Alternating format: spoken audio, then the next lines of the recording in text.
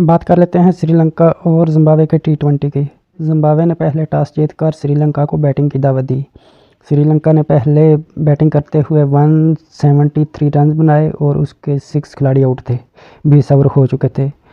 उनके नुमाया खिलाड़ी असलंका जिन्होंने 79 रन किए, 39 बॉल पर 3 6 और 5 4 लगाए। एंजेलो मैथ्यू जो कि बहुत ही शानदार खेलते हुए 51 बॉल का उन्होंने सामना किया, 66 रन उन्होंने किए, 2 6 और 6 4 लगाए, जबकि सिकंदर रजा ने 4 ओवर में 25 रन दिए। जिम्बाब्वे ने बाद में बैटिंग करते हुए 178 बनाए, उसके 6 खिलाड़ी आउट थे। 19.5 ओवर में जिम्बाब्वे ने ये मैच 4 विकेट से जीत लिया। बहुत ही सनसनीखेज और बहुत ही अच्छा मैच रहा आज का ये जिम्बाब्वे और श्रीलंका का। और मैथ्यू एंजेलो ने लास्ट ओवर में 6 बॉलों पर 20 रन चाहिए थे।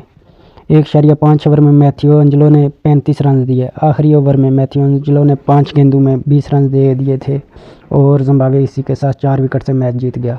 अभी तक के लिए इतना ही। मिलते हैं जब पाकिस्तान और न्यूजीलैंड का कल मैच शुरू होता है। हमारे साथ जुड़े रहिए। ओके, अल्लाह हाफिज़।